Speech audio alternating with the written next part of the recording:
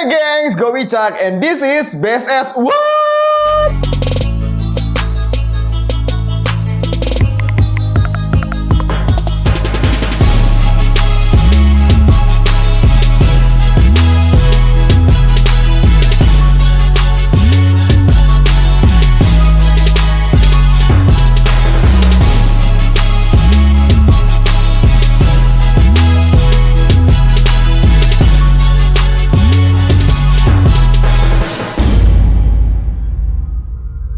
Sekarang ini kita bakal membahas fakta dan juga sejarah aparel yang banyak banget orang-orang gunain saat ini ya. Tapi sebelumnya, kalian jangan lupa buat like, komen, juga subscribe channel Bandung Sneaker Season. Yang pertama kita bakal sedikit bercerita tentang sejarah dari celana jeans atau denim ya. Jadi jeans ini merupakan celana serbaguna yang menjadi icon fashion tersendiri. Kenapa? Karena mau pakai setelan apapun rata-rata itu bawaannya kita selalu pakai celana jeans ya. Jadi pada awalnya celana jeans ini dipakai oleh para kaum pria. Umumnya ini para pekerja pertambangan, dan pada tahun 1783 tepatnya pada tanggal 20 Mei ini celana jeans resmi mendapatkan patennya ya. Nah, setelah itu jeans menjadi mode pilihan masyarakat lintas gender dan lintas generasi berusia lebih dari 140 tahun, dan banyak banget fakta menarik tentang celana jeans. Yang pertama adalah awal namanya. Jadi perdagangan bahan untuk celana jeans ini pertama kali muncul di kota Genoa di Italia dan juga Nimes, Prancis. Dari Genoa ini muncul penamaan genes atau gens yang nantinya akan menjadi jeans. Sementara itu, kain denim atau denims dari Nimes ini memiliki struktur yang lebih keras dan juga kasar. Kan kita tahu ya, kalau denim itu awal pakai itu pasti lebih keras dan juga sedikit kasar.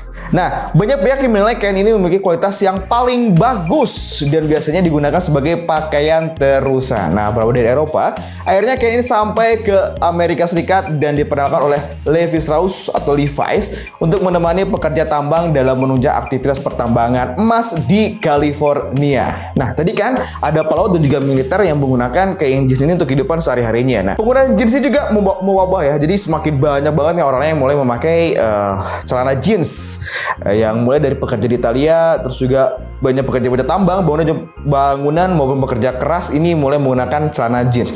Biasanya mereka menggunakan kain jeans dari Genoa atau Genoa tadi itu ya, yang memiliki kualitas yang lebih murah dan juga lebih tipis. Bukti ini ditunjukkan oleh lukisan dari seniman Italia yang sekarang mendapat julukan The Master of Blue Jeans. Dalam lukisan tersebut menggambarkan pekerja miskin dan keluarganya yang mengenakan kain jeans. Nah, setelah itu muncul bahan dungeri dari India. Eksistensi celana jeans didominasi oleh kain jeans, genes, dan juga denims yang memiliki kriteria dan juga harga yang masing-masingnya. Jadi ada yang murah dan juga ada yang mahal. Nah, tak lama setelah itu muncul kain jeans baru yang digunakan untuk membuat bahan jeans, itu kain berbahan dasar namanya itu dungari. Nah, ini dari India. Nah, bahan ini pertama kali muncul di abad 17 yang identik banget dengan kain katun tebal dan juga kasar. Sering juga berwarna biru tapi kadang-kadang berwarna putih nih ya. Kebanyakan digunakan untuk orang-orang miskin di wilayah Bombay yang kini menjadi daerah Mumbai di India. Karena memiliki ketebalan kuat dan harga yang murah, kain ini akhirnya dikirim menuju ke Inggris. Nah, di sana kain yang ini dijadikan pakaian guna kepentingan untuk pekerja. Kalian sering nggak sih di celana jeans kalian? Itu biasanya di bagian saku, di batas-batas saku itu loh, itu ada seperti kayak apa ya, kayak lingkaran bulat dari besi gitu ya. Nah, itu adalah namanya paku keling. Nah, jadi ternyata itu bukan hanya sekedar aksesoris pengguna paku keling di celana jeans. Jadi itu memiliki fungsi tersendiri, ini membuat celana kuat dan tak mudah robek. Jadi ceritanya ya, ketika si Levi Strauss ini mengembangkan celana jeans ini, ternyata banyak kendala juga keluhan. Salah satunya adalah para penambang ini menilai kalau misalkan celana jeans ini kalau misalkan digunakan dalam aktivitas menambang di California itu mudah sekali robek. Nah, akhirnya Levi Strauss ini harus membuat celana yang lebih kuat, ya kan? Nah, akhirnya rencana itu diperhatikan oleh penjahit dari Nevada yang bernama Jacob Davis yang bekerjasama dengan Levi membuat model celana jeans yang dilengkapi dengan paku keling. Yes. Nah, ternyata setelah dipasang paku keling ini hasilnya cukup menakjubkan. Karena apa? Karena si celana ini menjadi lebih kuat dan juga lebih bagus kali modelnya juga ya. Selain itu juga, kalian pasti suka nge ya, di celana jeans itu di sebelah kanannya, di saku kanan itu ada pocket kecil di atasnya. Nah, ini sebenarnya ada beberapa versi. Yang pertama mengatakan kalau misalkan ternyata saku kecil ini itu berfungsi untuk menaruh jam atau arloji. Jadi buat para pekerja itu kadang-kadang kalau misalkan tambang itu kan dia kotor gitu ya, megang-megang alat berat. Nah, mereka melepas arloji disimpan di saku yang sebelah kanan atas. Tapi ada sumber lain juga mengatakan bahwa pocket ini dipakai untuk menyimpan emas ya. Ang, betul nggak, Ang? Yes, jadi pocket ini dipakai untuk menyimpan emas para penambang emas yang ada di sana. Begitu, jadi mungkin fungsinya sama-sama untuk menyimpan barang, mungkin tapi di beberapa daerah mungkin fungsinya itu dipakai berbeda-beda. Ada untuk arloji dan juga ada untuk emas. Namun pada tahun 1930, karena mungkin fungsinya kurang dikenal ya, orang-orang mikir ini buat apa. Akhirnya pada tahun 1930-an itu pernah dihilangkan pada model jeans yang berkembang. Namun sekarang saku ini kembali diadakan lagi karena memang salah satu ciri khas dari jeans itu ada pocket kecil di bagian saku kanan ya. Nah, untuk warna sendiri, kenapa sih rata-rata jeans ini warnanya biru? Nah, jadi ceritanya orang-orang telah memakai celana jeans ini kan selama berapa lamanya nih sebelumnya nih. Nah, warna biru yang digunakan pada dalam celana jeans ini berasal dari pewarna nila alami ya. Jadi pewarnanya dipilih karena kamu memiliki karakteristik yang tak biasa, karena ini dapat menembus serat kapas secara penuh dari celana tersebut ya. Ketika bahan ini dipanaskan, kebanyakan pewarna akan menembus serat kapas, tapi warna ini hanya menempel pada permukaan serat aja. Jadi jika dicuci berkali-kali, warna celana ini akan menjadi pudar. Sebagai sering cuci, maka semakin lembut celana tersebut. Akhirnya jeans tersebut akan lebih nyaman ketika dipakai. Biasanya nih untuk pecinta denim itu pakai celananya yang bahannya selvage, terus juga dipakainya sampai bertahun-tahun. Kadang-kadang saya pribadi pakai paling lama 6 bulan tanpa saya cuci. Kenapa? Karena kita mencari fading ya. Fading itu garis-garis hasil cucian ya. Biasanya di belakang apa namanya ini? Apa sih namanya ini? Lutut ya. Ya, ada di belakang lutut. Fading itu biasanya di situ, terus juga di bagian belakang celana, di bagian pinggir juga. Mungkin nanti kita bisa tampilkan beberapa contoh celana-celana fading-fading yang keren-keren ya.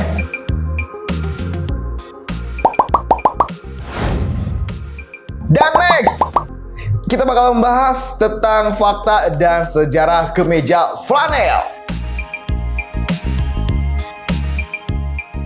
Pada awal mulanya, ternyata kemeja flanel ini digunakan untuk pakaian musim dingin loh. Percaya nggak sih bahwa kemeja flanel itu ternyata dibuat untuk musim dingin. Jadi ceritanya orang-orang Wales mengenal sebutan flanel ini sebagai flanelet. Ya itulah. Jadi pakaian ini awalnya dibuat secara tradisional dari rumahan berbahan dasar benang wol yang digaruk ketika prosesnya hampir selesai. Makanya kenapa kan seratnya kayak keluar-keluar gitu ya. Nah, bukan tanpa alasan bangsa Wales ini yang sebagian penduduknya bekerja sebagai petani menggunakan flanel sebagai pakaian hangat untuk melindungi diri mereka dari cuaca dingin. Nah, tapi pada abad 20-an, flanel ini mulai dikembangkan tidak hanya digunakan untuk cuaca dingin saja, melainkan juga disesuaikan pada musim-musim yang ada. Nah, lagi-lagi nih, ternyata flanel ini mirip juga dengan celana jeans yang tadi, bahwa flanel ini awal-awalnya identik dengan kaum pekerja. Sebelum populer seperti saat ini, flanel ini merupanya dikenakan oleh kalangan tertentu ya, khususnya pekerja kasar atau pekerja di lapangan. Kenapa? Karena flanel ini memiliki bahan yang bisa dibilang cukup lembut. Dan ini nyaman banget ketika dipakai karena membuat penggunanya bisa bergerak dengan bebas dan mampu melindungi para pekerja dalam waktu yang cukup lama, ya kan? Dan selain itu juga, ketabahan flanel ini membuatnya tak gampang rusak. Betul banget, karena saya dari SMA sudah mulai pakai flanel dan bisa dibilang awet banget ya.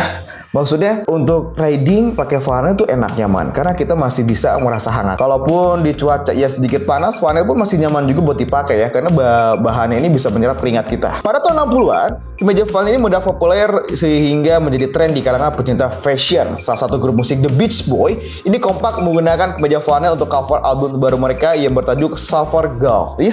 Ini adalah tampilan album mereka. Dan pada tahun 90-an, grup yang dimotori oleh Kurt Cobain yaitu Nirvana ini kembali mempopulerkan kemeja flanel bermotif kotak-kotak ini ya. Kenapa sih flanel dari zaman dulu sampai saat ini masih aja bertahan? Karena selain bahannya yang nyaman, kemeja ini pun mampu dikombinasikan dengan berbagai gaya apapun. Bahkan tak hanya untuk kalangan pria saja, wanita pun kini sudah ramai menggunakan flanel. Betul banget. Biasanya saya pribadi kalau misalkan buat siang hari saya pakai t-shirt ditutupin sama flanel, atau kalau lagi malam hari lagi riding atau mau kemana itu biasanya kita pakai hoodie atau pakai sweater, luarnya kita pakai flanel biar lebih hangat. Jadi selain lebih keren juga emang lebih enak aja dia pakainya ya. Terakhir, ini adalah perawatan untuk kemeja flanel kalian ya. Mungkin banyak orang yang tidak tahu bahwa kemeja flanel ini sebaiknya dicuci dengan menggunakan air dingin. Jadi teman-teman semuanya jangan pernah mencuci kemeja flanel kalian menggunakan air panas ya. Dan juga jangan merendam ini terlalu lama. Kenapa? Karena bisa bikin bahannya cepat rusak dan juga warnanya cepat pudar ya. Nah, ketika proses pencucian pun sebaiknya kemeja flanel tidak disikat secara kasar, jadi mungkin hanya digosok-gosok manja aja, karena ini berguna untuk membuat kemeja flanel kalian tidak usam. Atasan udah, buat celana juga udah. Sekarang kita bahas salah satu sneakers atau sepatu yang benar-benar wow banget dan ini udah ada di zaman dulu. Yes, this is Dr. Martens atau Doc Mart. Jadi Dr. Martens ini atau Doc Mart ini ternyata brand sepatu boots buatan Inggris yang terkenal sepanjang masa hingga kini semakin mahal dan juga mungkin sangat langka di Indonesia ya. Dan Dr. Martens sendiri ini terkenal dengan solnya yang empuk dan juga kuat. Sayangnya kini Dr. Martens ini sudah banyak banget KW.